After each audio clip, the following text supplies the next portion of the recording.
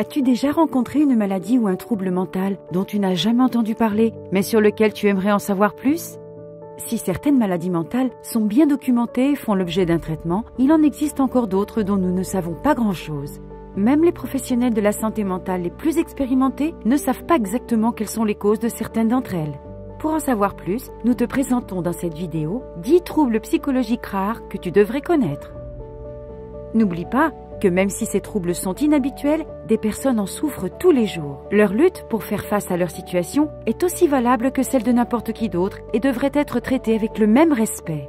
Nous tenons également à préciser que cette vidéo est uniquement destinée à des fins éducatives et ne doit pas se substituer à un diagnostic professionnel. Si tu penses avoir un problème de santé mentale, nous te conseillons vivement de demander l'aide d'un professionnel qualifié. Commençons.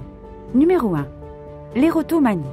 L'érotomanie est un trouble dans lequel une personne croit qu'une autre personne, qu'il s'agisse d'une célébrité ou d'une connaissance, est follement amoureuse d'elle.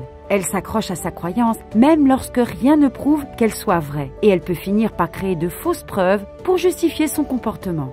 Parfois, elle peut même avoir un comportement violent et obsessionnel envers cette personne. D'autres fois, il peut s'agir d'un simple engouement sans qu'elle fasse quoi que ce soit. On sait peu de choses sur cette maladie, mais on pense qu'elle touche davantage les femmes que les hommes. Numéro 2. Le syndrome de l'oreille musicale.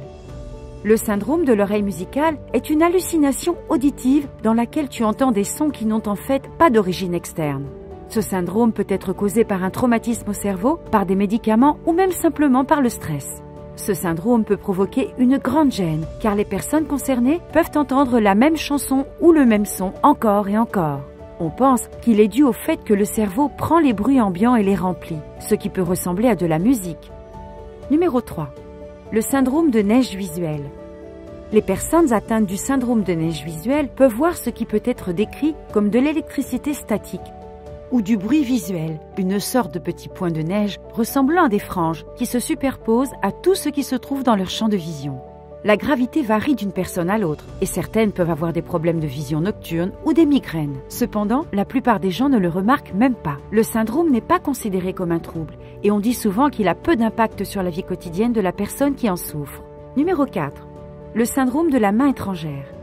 Le syndrome de la main étrangère se produit lorsque la main se comporte comme si elle avait une intelligence propre. La main devient incontrôlable, contrairement au reste du corps.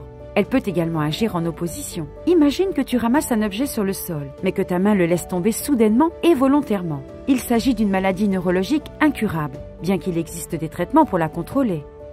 Numéro 5. Le trouble psychotique partagé. Folie à deux. Sais-tu qu'il est possible que deux personnes ou plus dans une relation proche partagent les mêmes délires? La folie à deux, ou trouble psychotique partagé, est un délire qui se développe chez une personne, le participant actif, et qui est transmis à une personne proche. Il se manifeste le plus souvent dans les familles. Cependant, il a été rapporté qu'elle a affecté un médecin et un patient, ou une personne et un animal. Numéro 6. La négligence spatiale unilatérale. Les accidents vasculaires cérébraux sont des expériences terrifiantes en général, qui s'accompagnent de diverses complications. L'une d'entre elles peut être la négligence spatiale unilatérale, anciennement éminée négligence. Il s'agit d'un trouble rare dans lequel la personne ignore la moitié d'un espace donné. Lorsqu'on leur demande de dessiner une horloge, ils ne peuvent en dessiner que la moitié. Dans d'autres cas, ils peuvent ne manger que la moitié de l'assiette. Cette affection est plus neurologique que psychologique. Cela signifie que ces actions ne sont pas intentionnelles, mais qu'elles résultent d'une atteinte du système neurologique. Numéro 7. La fantaisie. Que vois-tu lorsque tu essaies de visualiser un morceau de gâteau? Tu l'imagines peut-être crémeux et savoureux, ou peut-être d'un rouge collant et vibrant.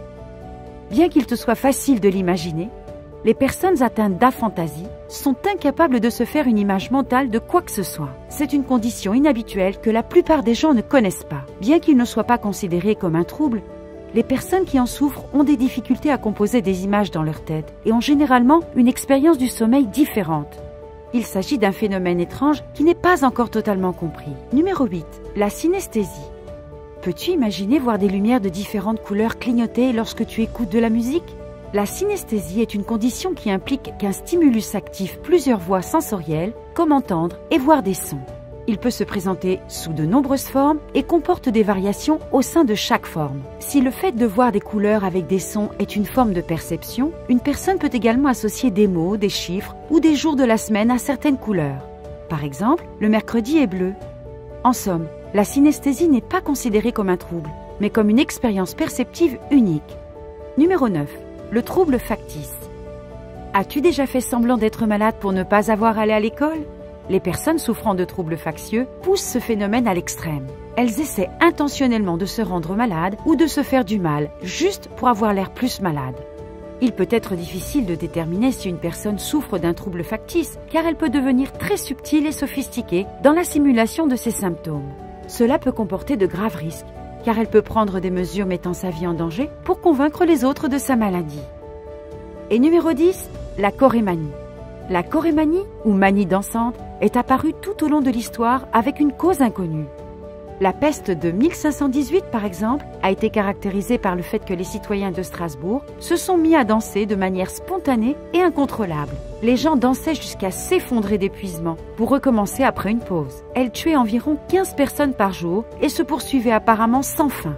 Bien que la cause exacte soit inconnue, la plupart des historiens s'accordent à dire qu'il s'agissait probablement d'un trouble psychogène de masse, les villes touchées étant soumises à un stress extrême dû à la famine et aux maladies.